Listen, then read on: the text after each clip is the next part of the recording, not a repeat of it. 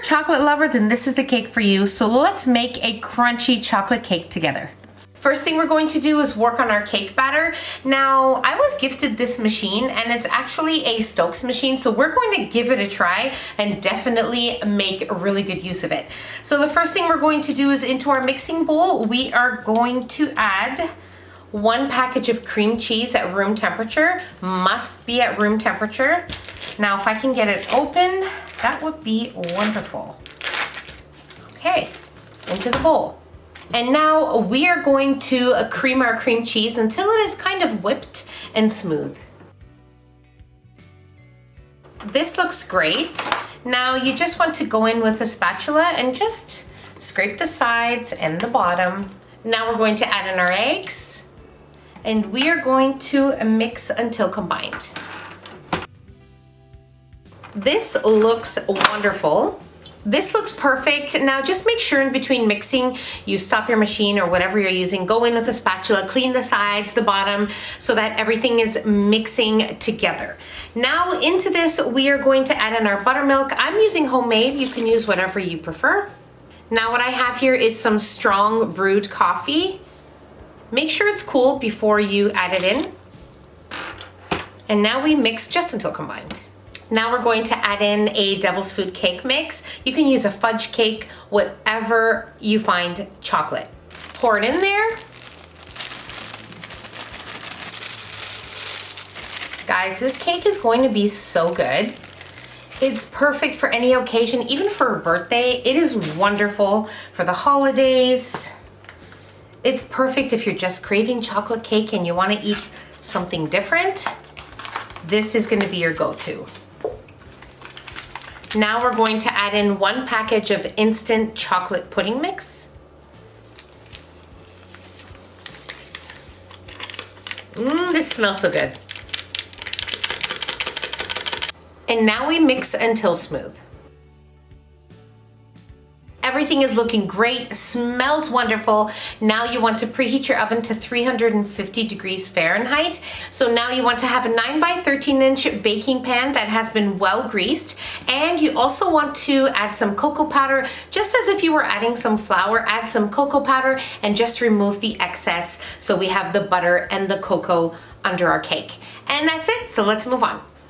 I have my 9 by 13 inch Wilton baking pan here, which I have greased with some softened butter, and I have also dusted with some unsweetened cocoa powder. So it's ready to go. Now we're going to place our batter into our pan. Spread your cake batter nice and evenly.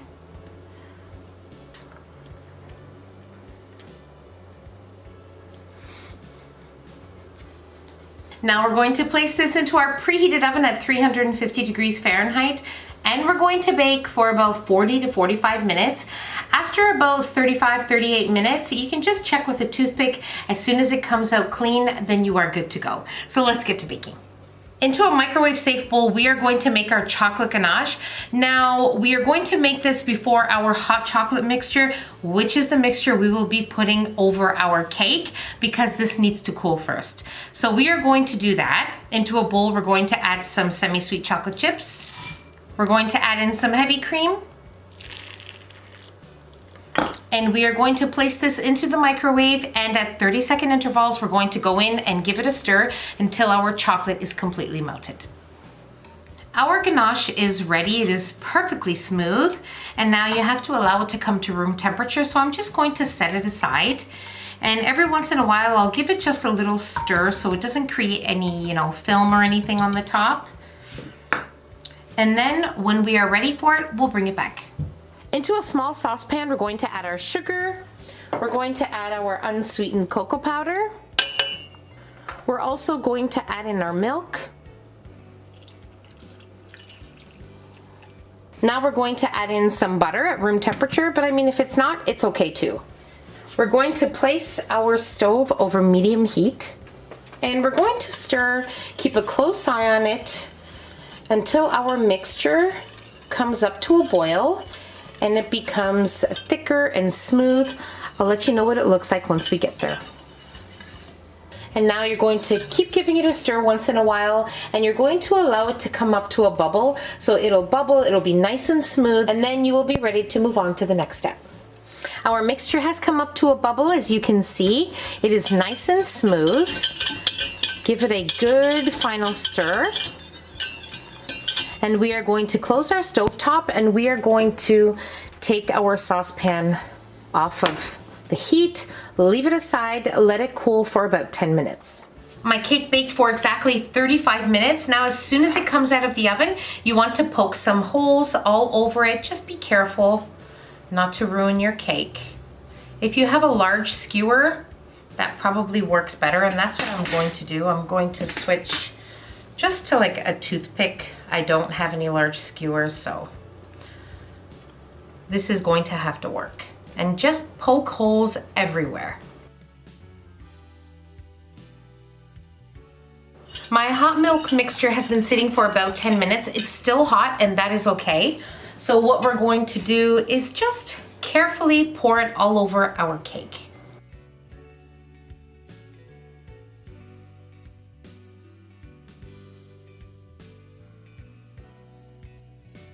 Now we're going to take our cake, place it in the fridge until it cools off, and then we will be ready to add our last but delicious and wonderful crunchy layer. Our cake has been in the fridge for about an hour and a half, and now we are ready to make our chocolate crunchy topping. I'm going to start off with about 2 cups of cornflakes. Now our chocolate ganache is completely cooled, as you can see. Now you want to make sure that you make this maybe about 30 to 40 minutes before you are ready to make your crunchy topping. So just keep that in mind, and every once in a while just give it a stir as it's cooling at room temperature. And now we are ready to add this into our cornflakes. And now we are ready to add this on top of our cornflakes.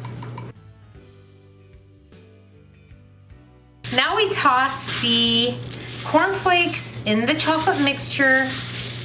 Now, if you notice that your chocolate mixture is a little too thick when it's time to coat the cornflakes, just place it in the microwave for like 10 seconds.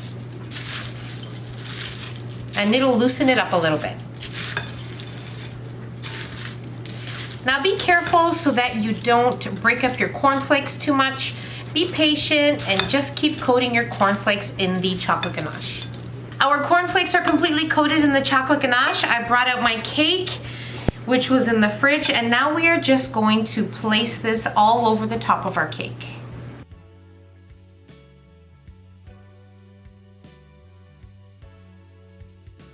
Now this looks great. You don't have to wait, and we are going to cut this beauty.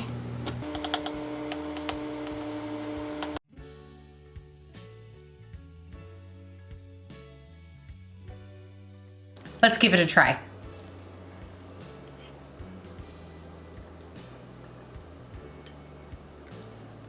I have no words, but this is a chocolate lover's dream. The crunchy topping makes it perfection. You need to make this, make it, let me know what you think, and I'll see you in the next one. Bye everyone.